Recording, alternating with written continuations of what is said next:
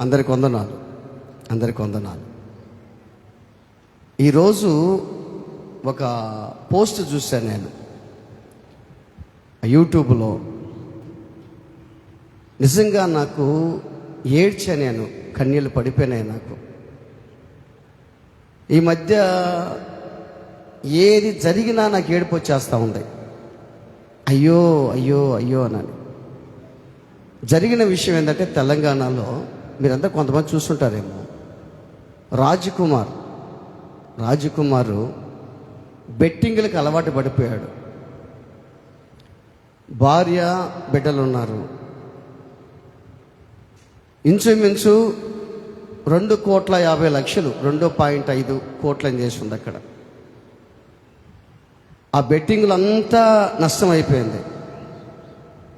అది చాలక ఒక మైనర్ అమ్మాయితో అక్రమ సంబంధం పెట్టుకున్నాడు. దానివల్ల కుటుంబంలో శోధన, తగాదాలు, ఇబ్బందులు ప్రారంభమయ్యాయి. అతను చేసిన పని ఏంటంటే, అతను చేసిన మిస్టేక్ ఏంటంటే, భార్య, 2 బిడ్డలు. ఆ 2 బిడ్డలను చూస్తుంటే ఎంత చక్కగా ఉన్నారంటే, ఆ పర్సనాలిటీ, ఆ బిడ్డలు, వాళ్ళ తల్లిదండ్రులు కూడా చక్కగానే ఉన్నట్టున్నారు. నా చూడ ఎంత సౌందర్యంగా ఉన్నారు ఆ బిడ్డలు వాళ్ళు చూస్తుంటే. ఆ రాజకుమార్ అనే వ్యక్తి ఏం చేశాడు తెలుసా? ఆ భార్య బిడ్డలు నిద్రపోతుంటే నిద్రలోనే గొంతు కోసి చంపేశాడు. 6 మందిని చంపేశాడంట. ఆ పక్కన వాళ్ళు ఏం చెప్తున్నారంటే, ఇతను బెట్టింగ్లకు అలవాటు పడిపోయి, దుర్వ్యసనాలకు అలవాటు పడిపోయి, అక్రమ సంబంధాలు పెట్టుకొని చాలా చెడ్డగా మారిపోయాడయ్యా అని పక్కన అతని గురించి సాక్ష్యం ఇస్తున్నారు. నిజంగా అది నేను చూస్తే కన్నీళ్ళు పడిపోయినాయి నాకు. యేసయ్యా, ఎందుకు ఇలా విధంగా జరుగుతుంది ప్రభువా? కారణం ఏం తెలుసా? మనందరం సరిగా ప్రార్థన చేయకే. నీ ఎంతసేపుడికి నువ్వు చేసే ప్రార్థన ఏంటంటే, నీ భార్య, నీ బిడ్డలు, నీ కూతురు, అల్లుడు, మనవడు, మనవరాళ్ళు, వాళ్ళే సర్వస్వం, ఇంకెవర్లే. దేవుడు చెప్పిన ఒక ఆజ్ఞను మర్చిపోయినావు. మీరు సుఖంగా, నెమ్మదిగా ఉండాలంటే మీ దేశం కొరకు, అధికారుల కోసం, పాలకుల కోసం ప్రార్థన చేయాలని. ఎంతమంది ఆత్మహత్యలకు లోనైపోతున్నారు అసలు. ఈరోజు ప్రజెంటు ఎంతమంది ఆత్మహత్యలకు లోనైపో ఉంటారు, ఎంతమంది చంపబడి ఉంటారు. భార్య భర్తని, భర్త భార్యని. ఎంతమంది యాక్సిడెంట్లో చనిపో ఉంటారు, రోగాలతో చనిపో ఉంటారు. అసలు నీలో నాలో ఏ గొప్పతనం ఉందని, ఏమన్నా యోగ్యత మనకుందా? ఏ యోగ్యతైనా మనకుందా? అయోగ్యులమైన మనవల్ని దేవుడు జ్ఞాపకం చేసుకొని సజీవుల లెక్కలో చేర్చాడు దేవుడు. నిజంగా మోపూర్ గ్రామం కోసం ప్రార్థన చేయండి. ఎంతోమంది మారిన బిడ్డలు ఉన్నారు. వాళ్ళ జీవితం సరిదిద్దుకోవాలి, వాళ్ళ కోసం ప్రార్థన చేయండి. అల్లూరు మండలం కోసం ప్రార్థన చేయండి. నెల్లూరు జిల్లా ప్రజల కోసం ప్రార్థన చేయండి. ఆంధ్ర రాష్ట్రం కోసం ప్రార్థన చేయండి. మన భారతదేశం మళ్ళీ యుద్ధాలు స్టార్ట్ అయినాయి. మీ ప్రార్థనలో జ్ఞాపకం చేసుకోవాలి. ఎంతమంది పతనం అయిపోతున్నారు ఆలోచించాయి. ఇప్పుడు ఆ వ్యక్తిని పక్కన వాళ్ళు ఏమంటున్నారు తెలుసా? ఇతని వంటి చెడ్డోడు ఎవరు లేరని అంటున్నారు. ఇతని వంటి చెడ్డోడు, దుష్టుడు, ఇతను మంచోడు కాదు అని అంటున్నారు. అదే మాట నిన్ను అంటున్నారా ఎవరన్నా? ఈమె మంచిది కాదు, వీడు మంచోడు కాదని అంటున్నారా? ఎవరన్నా నిన్ను అంటున్నారా? ఆలోచన చేయి. నువ్వు పరిశుద్ధంగా, భక్తిగా, నిజాయితీగా, యథార్థంగా నువ్వు జీవిస్తే దేవుని మాటను వింటావు, మనుషుల మాట వినవు. నువ్వు మనుషుల మాట కానీ నువ్వు బాగింటే మనుషులు మెచ్చుకుంటారు నిన్ను. ఏదన్నా ఒకటి చెడు పని చేస్తున్నాడు, ఆ చెడు పనికి నువ్వు కానీ ఏకీభవిస్తే వాడు నిన్ను మెచ్చుకొని నీలాంటి మంచోడు ఎవరు లేరంటాడు వాడు. వాడి మాటలు వినకుండా ఈ పని నేను చేయనురా, ఇది తప్పు, దేవుని దృష్టిలో తప్పు అని నువ్వు వాడిని హెచ్చరిస్తే వాడిని ద్వేషిస్తాడు. ఈ రోజున మనుషుల మెప్పు కంటే దేవుని మెప్పే మనకు కావాలి. మనుషులు మెచ్చుకోవాలని చూడొద్దు. మనుషులు ఎప్పుడు మెచ్చుకుంటారు మీకు చెప్పాను నేను. ఆమెకి అనుగుణంగా నువ్వు చేస్తే, ఆమెకి నచ్చినట్టు చేస్తే, వాడికి నచ్చినట్టు చేస్తే, వాడు చెడ్డ పని చేసి నువ్వు కూడా ఏకీభవిస్తే, ఆమె చెడ్డ పని చేసి నువ్వు కూడా ఏకీభవిస్తే వాడు నిన్ను మెచ్చుకుంటాడు, అందరం పైకి ఎక్కిస్తాడు నిన్ను. కానీ దేవుడు నిన్ను మెచ్చుకుంటాడు. దేవుడు ఎవరినైతే మెచ్చుకుంటాడో మనుషులు వాణ్ణి ద్వేషిస్తారు.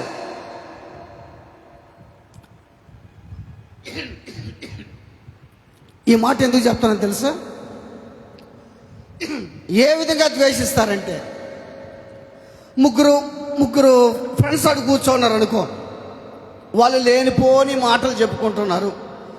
నువ్వు ఆడ పోయిగానే కూర్చుంటే వాళ్ళతో ఏకీభవిస్తే వాళ్ళు చాలా సంతోషపడి నిన్ను మెచ్చుకుంటారు. నువ్వు ఏకీభవించకుండా నువ్వు నేరుగా వచ్చి ఇంట్లో కూర్చోవుంటే వాడు నేనేం చేస్తాడు, వీడు పెద్ద నీతిమంతుడైపోయినాడు, వీడు పెద్ద పరిశుద్ధుడైపోయినాడు, పైనుంచి అట్నే దిగొచ్చినట్టున్నాడు, అబ్బా ఇవి మనతో కలవదేవి, ఇవి ఇంట్లోనే ఉంటుంది, ఇవి మన దగ్గరికి రాదేమి, మన దగ్గరికి వస్తే దాయాలాట ఆడుతుంటే కదా బాగుండేది, మన దగ్గర ఉంటే ఆ మాట ఈ మాట చెప్పుకుంటే కదా బాగుండేది, మన దగ్గర కూర్చొని వాడిట్టా ఈడిట్టా వాడిట్టా అనుకుంటా కదా బాగుండేది. అప్పుడు లేనిపోని ఇంట్లో లేకుండా మొత్తం తెచ్చి పెడతాను నీకు తనమని. వాళ్ళకు నువ్వు ఏకీభవించకుండా కానీ నువ్వు దూరం అయితే వాళ్ళని ద్వేషిస్తారు. ముసలమ్మ ముచ్చట్లు.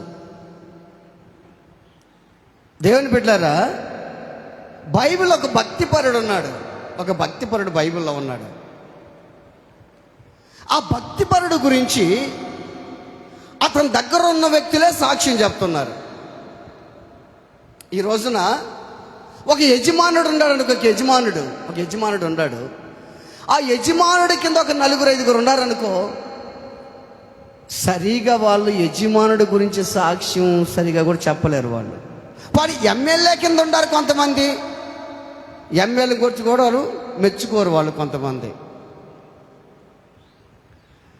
కానీ అటువంటిది ఒక వ్యక్తి గురించి మెచ్చుకుంటా మంచి సాక్ష్యం ఇస్తున్నారంటే చాలాసార్లు మనం చదువుంటాం ఈ వాక్యం. మనం పరిశుద్ధ గ్రంథంలో చూద్దాం. అపోస్తల కార్యాల గ్రంథం 10వ అధ్యాయము 22వ వాక్యం.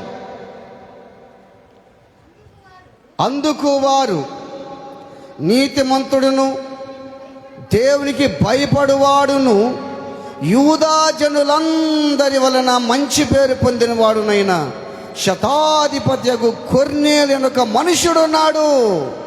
చాలు. ఈ సాక్ష్యం ఎవరికి చెప్తున్నారంటే పేతురుకి చెప్తున్నాడు. పేతురు పాస్టర్కి ఒక కొర్నేలు గురించి, కొర్నేలు దగ్గర ఉన్న వ్యక్తులు సాక్ష్యం చెప్తున్నారు. ఈ కొర్నేలి రోమా సైన్యములో ఒక శతాధిపతి. ఈయన రోమీయుడు, అన్యుడు. 100 మంది సైనికులకు అధిపతి కొర్నేలి. ఈ కొర్నేలి ఎవరితో, యూదులతో సాంగత్యం చేసినందువల్ల నిజ దేవుని తెలుసుకున్నాడు. నిజ దేవుని తెలుసుకొని ఇక ప్రార్థన చేయటం ప్రారంభం చేశాడు. ప్రార్థన చేస్తున్నాడు, ఇతరులకి దాన ధర్మం చేస్తున్నాడు, అందరితో మంచిగా ఉన్నాడు. మెయిన్ ఇంట్లో భార్యతో బాగున్నాడు. భార్యని సంతోషపెడుతున్నాడు. తన ఇంటి వారందరితో కూడా దేవుని యందు భయభక్తులు కలిగి జీవించేవాడు. నీకు సాక్ష్యం ఎక్కడ రావాలి తెలుసా? నీ ఇంట్లోనే సాక్ష్యం రావాలి. నీకు నీ భార్య, నా భర్త మంచోడని సాక్ష్యం ఇవ్వాలి. నీ భర్తే నా భార్య మంచిదని సాక్ష్యం ఇవ్వాలి. భార్య దొరికిన వానికి ఏందంట చెప్పండి, భార్య దొరికిన వానికి మేలు దొరికెను. మేలు దొరికిందా, ముళ్ళు దొరికిందా? మేలుందా, ముళ్ళుతో పొడుస్తూ ఉండారా? భార్య దొరికిన వానికి మేలు దొరికెను అని బైబిల్లో ఉంది కదా. నీ భార్య నీ గురించి సాక్ష్యం చెప్పాలి, నీ భర్త నీ గురించి సాక్ష్యం చెప్పాలి. ఈ కొర్నేలి ఇంటి వారందరితో కూడా దేవుని యందు భయభక్తులు కలిగి జీవించి ఎల్లప్పుడూ ప్రార్థన చేస్తూ దానాధర్మాలు చేసే వ్యక్తి కొర్నేలి. తన చర్యల ద్వారా, తన క్రియల ద్వారా తన యథార్థతను రుజువు చేశాడు, కానీ ఇతనికి పాప విముక్తి లేదు. ఈ పాప విముక్తి లేదు, రక్షణ లేదు. కాబట్టి ఈయన ప్రార్థన చేస్తుంటే దేవదూత దిగొచ్చాడు. ఎవరు దిగొచ్చారు?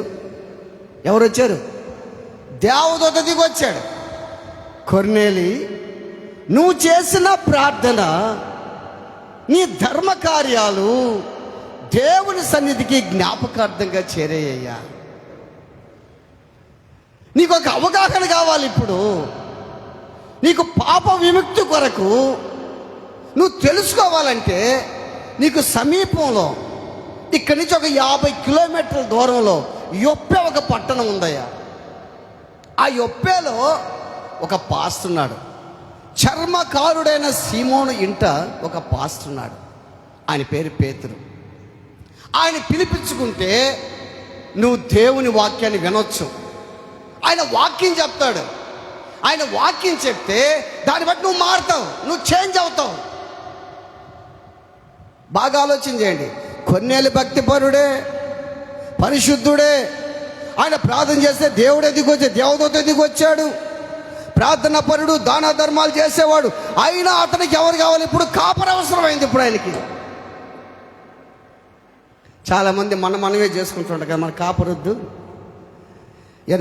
Happy birthday, happy birthday to you. ఎగుతారు అట్టగా కొట్టే అంటే మనకు కాపరొద్దు. మన కట్ చేయరా ఇంకేదైనా ప్రార్థనలు కట్ చేయరు. ఇప్పుడు కొంతమంది ఇప్పుడు ఫ్యాషన్ అయిపోయేలా అంతవరకు నీకు పాస్టర్ రావటం ఎందుకు పాపం, మళ్ళీ ఆడా అందుకని ఫోన్లో ప్రార్థన చేయి అంటే ఇప్పుడు మళ్ళీ ఫార్మాలిటీ అయిపోయింది. ఇప్పుడు అంటే ఇప్పుడు పాస్టర్ ఎంత అవసరం, ప్రాముఖ్యత ఆలోచన చేయి. ఒకసారి చింతకుంట అనే ప్రాంతంలో కొత్తలో నేను యేసు ప్రభువుని నమ్ముకున్నాను. అంటే సేవ చేస్తున్నప్పుడు చిమచ 98, 99 ఆ ప్రాంతం అనుకుందాం. అప్పుడు ఒక ఫ్యామిలీ గుడికి వస్తుండే వాళ్ళు. అక్కడి నుంచి చింతకుంట నుంచి గుడికి వస్తుంటే ఆయన ఏం చేశాడంటే, నాకు ముందు అయ్యా రేపు బుధవారం రోజున నువ్వు ఇంటికి రా, చిన్న ఇల్లు ఒకటి వేసుకుంటున్నా, నేను గుంజెయ్యాలా, నువ్వు ప్రార్థన చేసి వెళ్ళిపోతే నేను వేసుకుంటాను అన్నాడు. ఓకే. ఇక నా రోజు నాకు బండి లేదు కదా, అప్పుడు నాకేంటి సైకిలే కదా. అందుకని ఆయన చెప్పిన టయానికి నేను బయలుదేరతా సైకిల్ వేసుకొని పోయా. సైకిల్ వేసుకొని పోయిన తర్వాత ఆడ వెనక గుంజ నిలబెట్టేసి ఉంది. ఏంది అంటే శాషయ్య గుండ నిలబెట్టేసిందంటే, నువ్వు వచ్చేలాకే లేట్ అయిపోతుందని నేను నిలబెట్టాను సార్ అన్నాడు. ఓకే, చాలా మంచిది నాయన చెప్పి ఆ గుంజకాడిని నేను ఏం చేశానంటే మళ్ళీ కొబ్బరి నూనె వేసి మళ్ళీ ప్రార్థన చేసి అమ్మను వచ్చేసాను. నేను వచ్చిన తర్వాత ఈయన ఏం చేశాడంటే ఇంకా దాన్ని మళ్ళీ బాగా అంటే స్ట్రాంగ్గా నాటేదానికి గడ్డపాటు తీసుకొని ఆ మట్టిని బాగా చుట్టూ కొడతా ఉన్నాడు స్ట్రాంగ్ వచ్చేదానికి. ఆ స్ట్రాంగ్గా చేస్తున్న సమయంలో ఆయన ఒక దూడని పెంచుకుంటున్నాడు. చిన్న దూడ ఒకటి. ఆ దూడ దూరంగా ఉంది, ఈయనేమో దూరంగా దాన్ని మాట్లాడుతూ ఉన్నాడు. ఆ దూడని ఎవరు బెదిరించిన వాళ్ళు లేరు, దాన్ని అదిలిచ్చిన వాళ్ళు లేరు, దాన్ని కొట్టిన వాళ్ళు కూడా లేరు. ఉన్నట్టుండి ఆ దూడ నేరుగా వచ్చి వాడు మూతిని పొడిచింది. ఊరి మూతిని శాషయ్య మూతిని పొడిస్తే ఒక పన్ను ఊడిపోయింది. ఒక పన్ను ఊడిపోయిన తర్వాత బుధవారం జరిగింది అది. బేస్తా శుక్రవారం, శనివారం, ఆదివారం గుడికి రాలా. ఏది ఆదివారం గుడికి రాలేదు అనుకున్నా నేను. అప్పుడు నా ప్రయాణం ఎట్టుండింది తెలుసా? 7 నుంచి అల్లూరు నుంచి బస్సులో ఎక్కితే ఇసుకపల్లిలో దిగాది. ఇసుకపల్లిలో నుంచి నేరుగా ఆదిరాపురం సంఘానికి వెళ్ళేది నడిచి, సంఘానికి నడిచి వెళ్ళేది. అక్కడ ఆరాధన జరిపి వాక్యం చెప్పి మళ్ళా నేరుగా పొలాల్లో రాయపేట దాటి మళ్ళా ఉడ్డోసుపేట, నేరుగా రాయపేట ఉడ్డోసుపేటకు వచ్చారు. ఆడ అయిపోయిన తర్వాత మళ్ళీ సాయంకాలం చింతకుంటకి రావాలి. మళ్ళీ సాయంకాలం చింతకుంటకి నడిచి వెళ్ళిపోయేది నేను పాస్టర్. అంటే నేను అక్కడ నడుచుకోపోయేది, అక్కడ చెప్పిన పాస్టర్ చింతకుంటకి నడిచి వచ్చేది ఉడ్డోసుపేట నుంచి. అప్పుడు అడిగేదానికి పోయినా రాలేదని, పోతే కట్టుకో ఉన్నాడు మూతికి.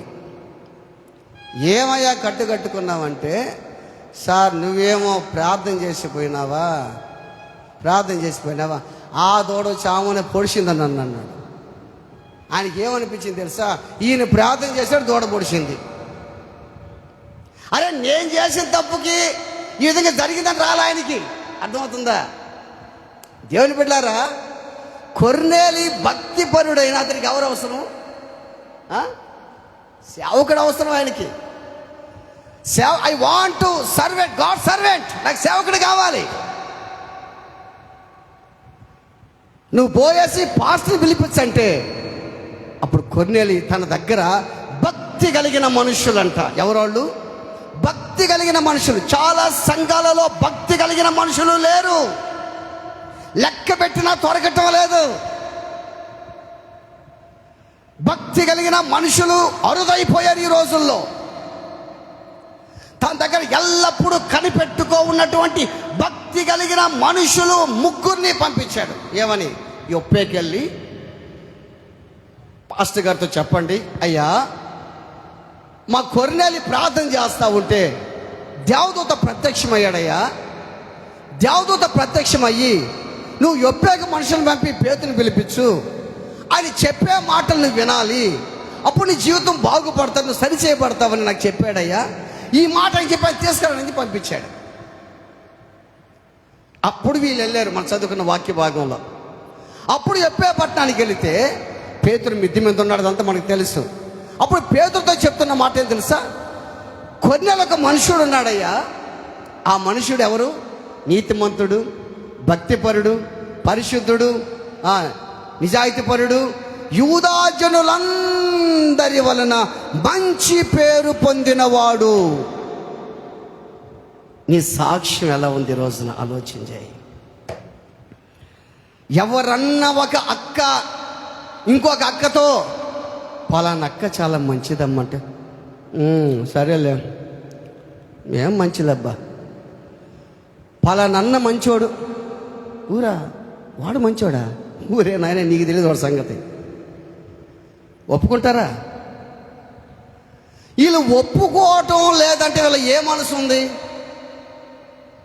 వీళ్ళు ఏ మనసు చెప్పండి? ఏ మనసు అది? సాతాను మనసు ఉంది. బాగా గుర్తుపెట్టుకో. వాడు ఎటువంటోడైనా సరే నీకు తెలిస్తే నిన్ను అడిగారనుకో, ఎవరన్నా పలానోడు ఎటువంటోడని అడిగితే వాడు చెడ్డోడైనా సరే నువ్వు ఏం చెప్పాలి తెలుసా? వాడు మంచోడయ్యని చెప్పు. అటువరకు మనకు నమ్మతా, వాడు మంచోడని చెప్పాకు, వాడు మంచోడయ్యా, అక్క మంచిదయ్యా.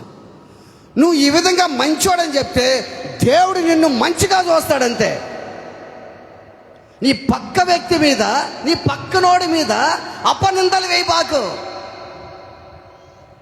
వాడు మంచోడు కాదు, వాడు చెడ్డోడు కాదు. ఈ రోజున ప్రజలు తోటి వ్యక్తిని మెచ్చుకోవటం ఆపేశారంతే ఈ రోజుల్లో. నాకు నేనే మంచోడిని, సాక్ష్యం నా గురించి నేనైతే డబ్బా కొట్టుకోవటం. నా గురించి పక్కనోడు సాక్ష్యం చెప్పాలి, నీ గురించి పక్కనోడు సాక్ష్యం చెప్పాలి, వాడి గురించి పక్కనోడు సాక్ష్యం చెప్పాలి.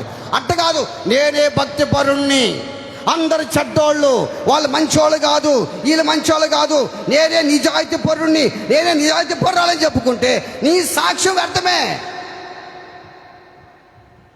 నీ గురించి పక్కనోడు చెప్పాలి, పలానక్క పరిశుద్ధురాలయ్యా, పలానన్న పరిశుద్ధుడయ్యా, ఆయన ప్రార్థన చేస్తే కార్యాలు జరుగుతాయ్యా, మంచోడయ్యా, అక్క మంచిదయ్యా, చాలా మంచి వ్యక్తి అయ్యా అని పక్కనోళ్ళు నీ గురించి సాక్ష్యం చెప్పాలి. కొర్నేలి గురించి సాక్ష్యం చెప్తున్నారంటే ఒక రోమీయుడు, ఒక అన్యుడు, ఒక అన్యుడు పరిశుద్ధంగా మార్చబడి యూదులతో సాంగత్యం చేసి దేవుని వెంబడిస్తూ ప్రార్థన పరుడుకున్న వ్యక్తి గురించి ఎటువంటి స్టేట్మెంట్ ఇస్తున్నారు, ఎంత మంచి సాక్ష్యం ఇస్తున్నారు, ఎంత విట్నెస్ సాక్ష్యం ఇస్తున్నారు. ఈ రోజున నీ పక్కన ఉన్నవాడు నీ గురించి సాక్ష్యం ఇవ్వటం వల్ల ఈ రోజుల్లో నువ్వు ఎవరినైతే ఒక సపోర్ట్గా చేసుకున్నావో, నువ్వు ఎవరినైతే నీ పక్కన ఉన్నారో వాడే నీ బంధువుని గురించి సాక్ష్యం ఇవ్వటం వల్ల, నువ్వు ఎవరైతే బాగా ప్రేమిస్తున్నావో వాడని గురించి సాక్ష్యం ఇవ్వటంలే.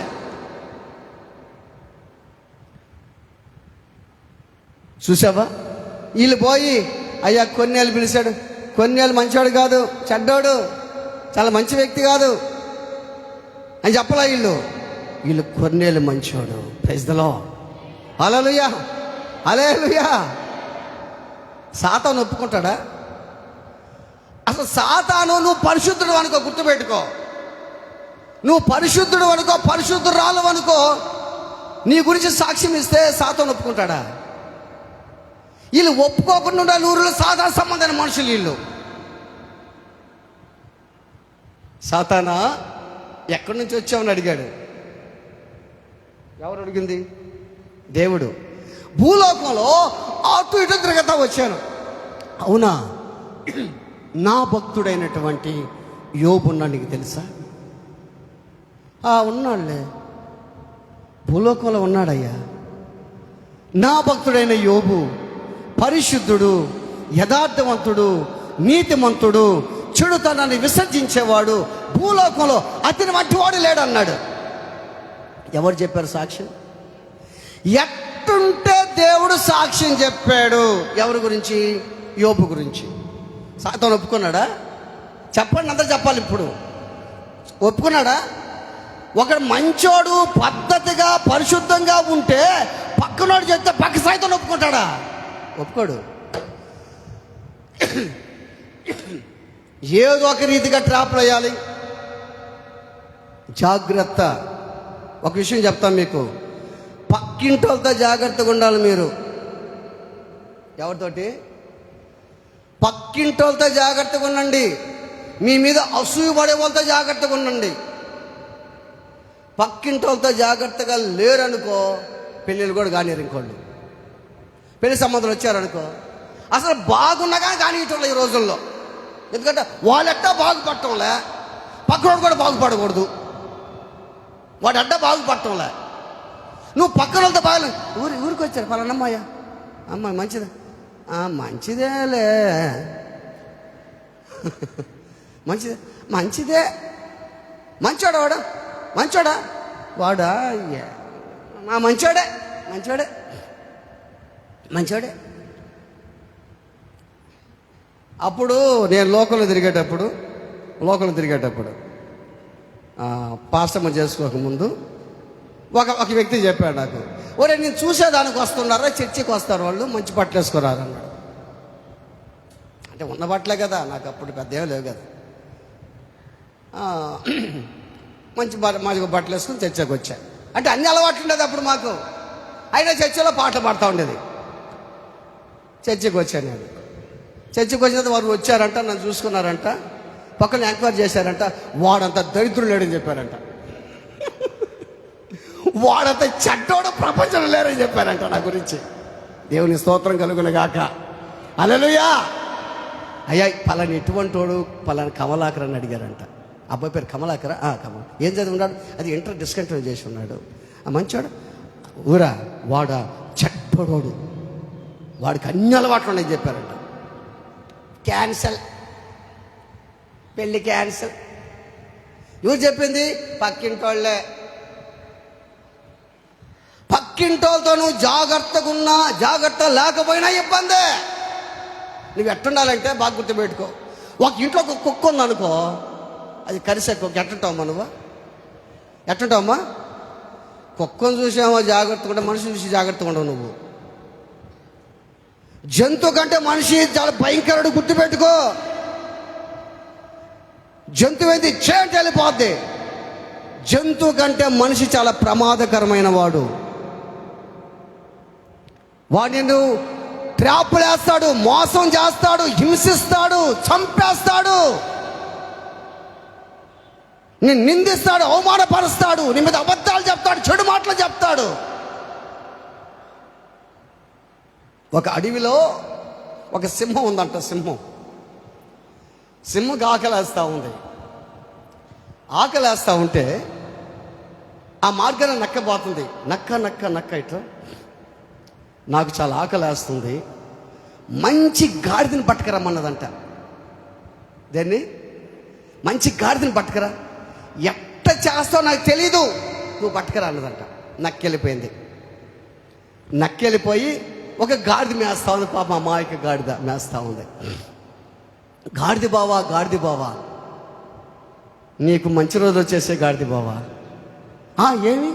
అబ్బా గాడిద బావా, నిజంగా నేను అనుకోలేదు గాడిద బావా, నీకు చాలా రాజరికం వచ్చేసింది గాడిద బావ. నీకు చెప్పు అని అడిగింది. నిన్ను సింహం గారి పిలుస్తున్నారు. అమ్మో, సింహం పిలిచి బలేదాన్ని నువ్వు, నేను రానని చెప్పింది. నేను చెప్పే మాటిని గాడిద బావా, సింహం ఎందుకు పిలుస్తున్నాడంటే సింహం ముసలిదైపోతుంది, ఈ అడవికి నేను రాజుగా చేసేదానికి. ఎవరిని? ఈ అడవికి నిన్ను రాజులుగా చేసేదానికి సింహం గారి పిలుస్తున్నారు, రాగాడిది బావా నా మాటినని.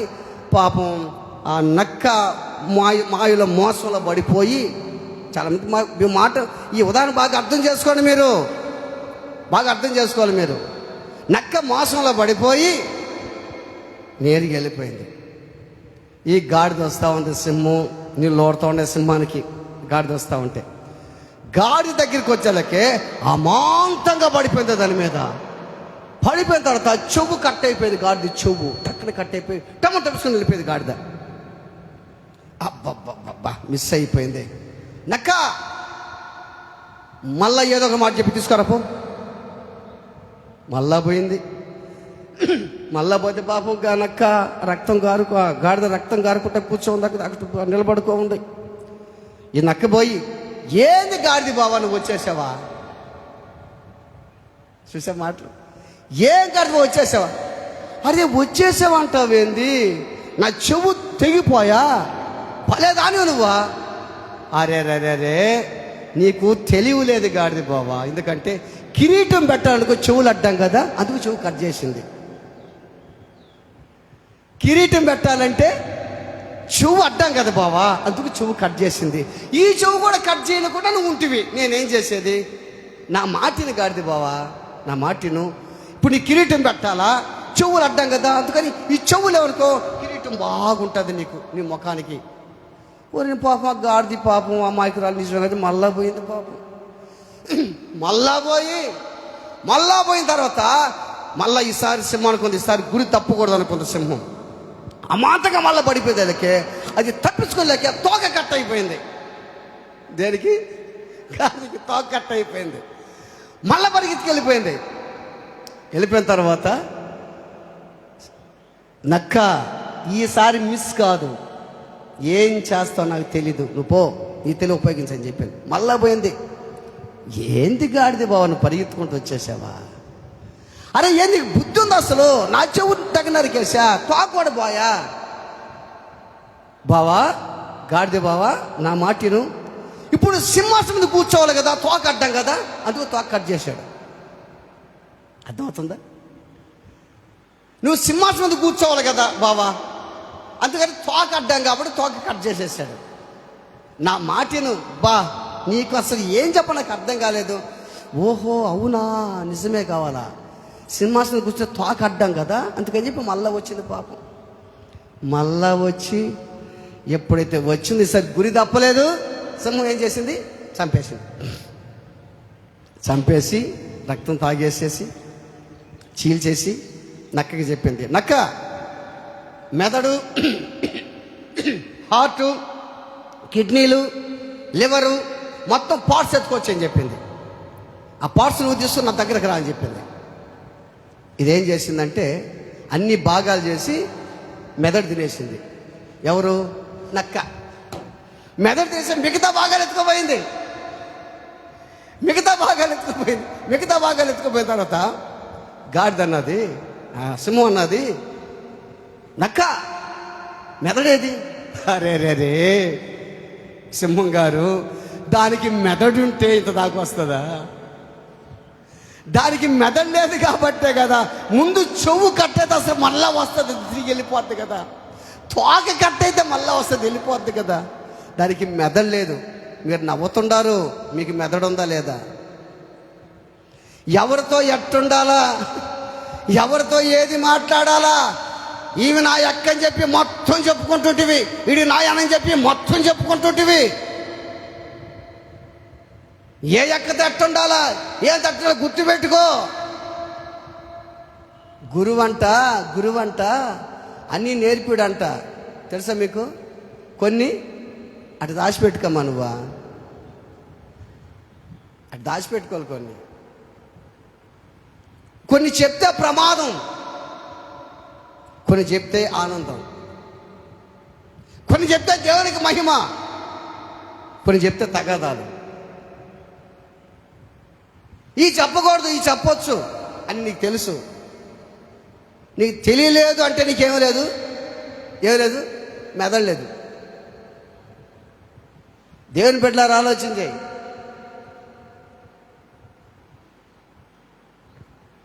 కొర్నేలి భక్తిపరుడని ఈ ప్రజలు సాక్ష్యం ఇచ్చారు. వెంటనే పేతురు ఏం చేశాడు? యొప్పే నుంచి తిరిగి వచ్చాడు. యొప్పే నుంచి ఎక్కడికి వచ్చాడు? యొప్పే నుంచి వస్తే కొర్నేలి కోసం ముఖ్య స్నేహితులు, బంధువులందరినీ పిలుచుకున్నాడంట. పేతురు కోసం, పేతురు వస్తున్నాడని చెప్పి కొర్నేలి ఏం చేశాడు? అతని ముఖ్య స్నేహితులను, బంధువులందరినీ పిలుచుకొని కొర్నేలి చెప్పే మాట వినాలని ఆశపడ్డాడు. ప్రైజ్ ద లార్డ్, హల్లెలూయా. బాగా గుర్తుపెట్టుకోండి. అంటే అర్థమైందంటే నువ్వు మారేవయ్యా, మీ అమ్మ సరిగా మారలేదయ్యా, మీ నాన్న సరిగా మారలేదయ్యా, మీ అక్క మారలేదయ్యా, మీ మామ మారలేదయ్యా, మీ బంధువులు మారలేదయ్యా, నీ పక్కన స్నేహితులు మారలేదయ్యా. నువ్వు ఒక్కదానివి ఎంతో సంతోషపడుతున్నావు. అరే నీ పేరెంట్స్ మారలేదే, వారి కోసం ఏ ప్రయత్నం చేస్తున్నావు నువ్వు ఆలోచించి. ఏ ప్రయత్నం చేస్తున్నది? నా బంధువులందరూ మారాలి. పేతురు కొరకు ఎదురు చూస్తున్నాడు కొర్నేలి. తన ఇంట్లో మీటింగ్ జరగబోతుంది. ఈ మీటింగ్లో అందరూ పరిశుద్ధాత్మతో నింపబడాలి, అందరూ మారిపోవాలని కొర్నేలి ఎదురు చూస్తున్నాడు. కొర్నేలి ద్వారా ఇచ్చిన సాక్ష్యం పేతురు కూడా చాలా సంతోషపడ్డాడు. ఆ సాక్ష్యం వినంగానే పేతురు వారిని లోపలికి పిలిచి ఆతిథ్యం ఇచ్చాడు. దేవుడే యోబు గురించి సాక్ష్యం ఇచ్చాడు.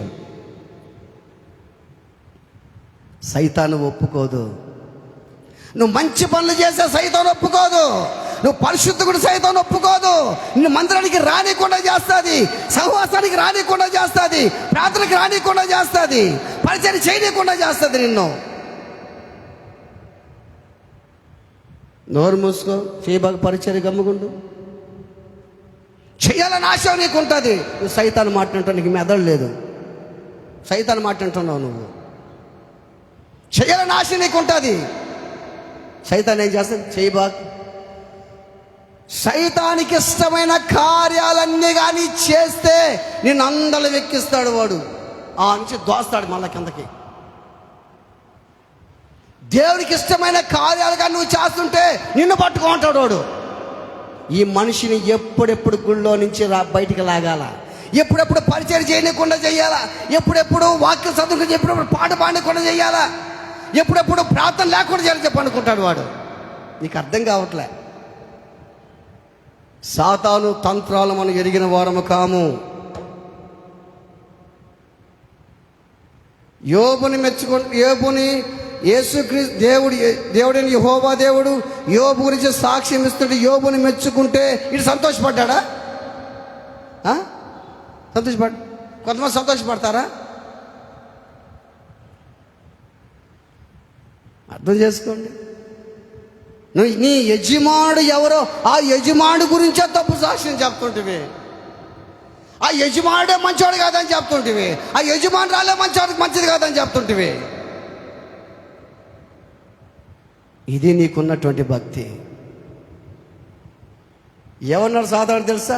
కానివయ్య అంటే మెచ్చుకోవాలా యోబుని. కానివయ్యబ్బా, ఆయన చుట్టూ కృపా కంచేసి ఉండవా, దాన్ని తీసేసి వద్దామని అన్నది. దేవుని బిడ్డలారా, తన ముఖ్య స్నేహితులందరినీ తీసుకుని ఇట్లా పెట్టుకున్నాడు. సేమ్కి ఒక వాక్యం మీకు చూపిస్తాను నేను. యెహోషువ గ్రంథం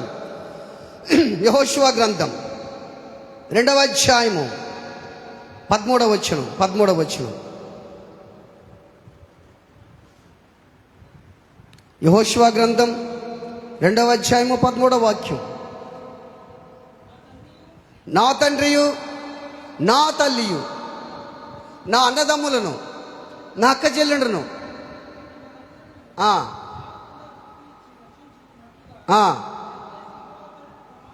ప్రమాణము చేయము. చూసావా, ఈ మాట బాగానండి. ఎవరామి? రాహాబను వేశ్య మాట నాన్నన్నాడు, అమ్మిన్నది, చెల్లెలున్నారు, అక్కన్నారు, పక్కన వాళ్ళందరూ విన్నారు. అవేంటో తెలుసా? ఆ ఎరుకో, ఆ సొదొమ పట్టణాన్ని ఏం చేయవాళ్ళు? ఆ ఎరుకో పట్టణాన్ని నాశనం చేసడానికి వచ్చారు వాళ్ళు. ఎరుకో పట్టణాన్ని వాళ్ళు దాచిపెట్టింది. ఆమెకు అర్థమైపోయింది, నిశ్చయంగా దేవుడు ఈ ప్రాంతాన్ని మీకు ఇస్తాడని తెలిసిపోయింది. ఈ ప్రజలంతా మేము ద్వారా చాలా భయపడుతుందని చెప్పేసింది.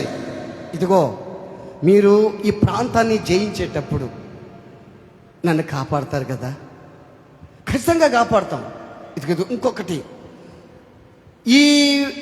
ఈ అగ్నిలో, ఈ ప్రాంతంలో, ఎరుకోలో మేము అందరూ నశించిపోకూడదు. నేను బాగుంటా, కానీ నా బంధువులు నశించిపోవడం నాకు ఇష్టం లేదు. అందరు చప్పలు కొట్టండి.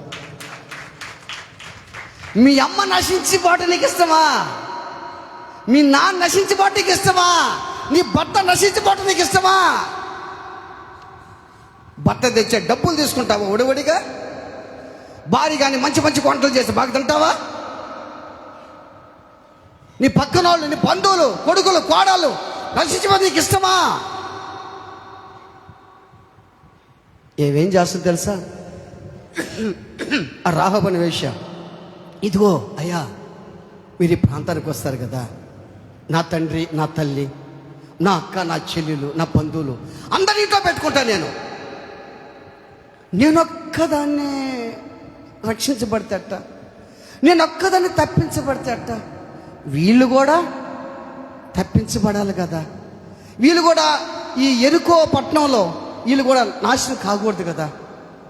అయ్యా, ఒకసారి నాకు ఒక ఆనవాళి అంటే వాళ్ళు అన్నారు, ఇదిగో ఆ ఇంటికి ఏం చేయాలి మీరు? ఎర్రని తొగర దారాన్ని ఉంచు, ఆ ఇంట్లోకి అందరినీ చేర్చు ఆ ఇంట్లోకి. మేము వచ్చేటప్పుడు ఇంట్లో నుంచి ఎవరు కూడా బయటికి రాకూడదు సుమా, మీరు ఇంట్లోనే ఉండండి, మీ ఇంటిని మిమ్మల్ని మేము కాపాడుతాం. ప్రైజ్ ద లార్డ్, హల్లెలూయా. దేవుని బిడ్డలారా, ఆలోచన చేయండి. నా ప్రియమైన సహోదరుడా, నువ్వు ఒక్కడివే రక్షించబడ్డావు. ఎంతమంది బంధువులు మారలేదు, ఎంతమంది నీ ఫ్రెండ్స్ మారలేదు, ఎంతమంది నీ దగ్గర వాళ్ళు మారలేదు. రాహాబును వేశ్య, ఆ ప్రేమ చూడండి, ఆ ప్రేమ చూడండి. అయ్యో, నేనొక్కనే ఈ అగ్నిలో కాలకుండా, నేను ఒక్కనే నాశనం కాకుండా ఉంటే అట్ట ఒక్కదాన్ని? నా పక్కన వాళ్ళు, మా నాన్న ఉన్నాడు, మా అమ్మ ఉంది, వీళ్ళందరూ ఉన్నారు కదా, వీళ్ళందరూ మారాలి కదా. దేవుని బిడ్డలారా, ఆలోచన చేయండి. నీ భార్య మారాలి, భర్త మారాలి, మీ బిడ్డలు మారాలి, మీరందరూ మారాలి. రాహాబు వేశ్య, రాహాబు కొర్నేలు ఏ విధంగా ముఖ్య స్నేహితులు తెలుసుకొచ్చుకున్నారో, రాహాబు వేశ్య కూడా ఏం చేసింది? ఇంట్లోకి అందరం పెట్టుకుంది. కానీ ఒక పరిశుద్ధుడు మాట వినలే కొంతమంది. ఎవరు తెలుసా? లోతు మాట అల్లుళ్ళే వినలేదు. నా అల్లుళ్ళారా, ఈ ప్రాంతం సొదొమ నాశనం అయిపోతూ ఉంది, మీరు రాండి అంటే అల్లుళ్ళు ఎగతాళి చేశారంట లోతుని. మళ్ళా లోతు నీతిమంతుడే. ఈరోజు మన జీవితం ఎగతాళి పాలైపోతుంది. కారణం తెలుసా? నువ్వు చేసే పొరపాటులను బట్టి. ఇక మంచి సాక్ష్యం లేదు. నువ్వు చేసే మిస్టేక్స్ని బట్టి, నువ్వు మాట్లాడే మాటలను బట్టి, నీ ప్రవర్తన బట్టి మంచి సాక్షులు సంపాదించుకోలేకపోతున్నావు. ఎప్పుడైతే కొన్నేళ్ళు వచ్చాడో, పేతురు మాట్లాడుతూ ఉంటే, పేతురు వాక్యం చెప్తా ఉంటే, పేతురు బోధ విన్న వారందరి మీదకి పరిశుద్ధాత్ముడు దిగి వచ్చాడు. అందరు చప్పలు కొట్టండి. దేవునికి స్తోత్రం కలుగును గాక. ఒక్క వాక్యం చదువు, మనం ముగిచ్చేద్దాం. ఒక్క వాక్యం చదువుదాం. అపోస్తుల కార్యాల గ్రంథం, అపోస్తుల కార్యాలు 10:44. అపోస్తుల కార్యాలు 10:44. పేతురు ఈ మాటలు ఇంకా చెప్తుండగా, అతని బోధ విన్న వారందరి మీదకి పరిశుద్ధాత్మ దిగెను. చాలమ్మా, బాగా గుర్తుపెట్టుకొని దేవుని బిడ్డలారా, ఎవరైతే హృదయాలు తెరచి, నీ చెవులు ఏది వినకుండా, నీ హృదయం ఏది ఆలోచించకుండా ఎవరైతే సేవకుడు చెప్పే బోధ వింటారో వారి మీదకి పరిశుద్ధాత్ముడు దిగి వచ్చునుగాక. ఎందుకు నువ్వు దేవుని ఆత్మచేత నింపబడలేకపోతున్నావు తెలుసా? మందిరంలో కూర్చున్నావా కానీ నువ్వు వేరే దగ్గర కూర్చోవున్నావు. ఇప్పుడు మందిరంలో ఉన్నావు, నీ చూపు ఇక్కడ దగ్గర, నీ చూపు వేరే దగ్గర ఉంది. ఇప్పుడు నీ మనసు ఒక దగ్గర లేదు. నువ్వు దేవుని ఆత్మచేత నింపబడాలంటే దైవ సేవకుడు చెప్పే మాటలు శ్రద్ధగా విను. శ్రద్ధగా వింటే దేవుని ఆత్మచేత నువ్వు నింపబడతావు. Praise the lord. హల్లెలూయా. అందరం పైకి లెస్సలు పడదాం. అందరం పైకి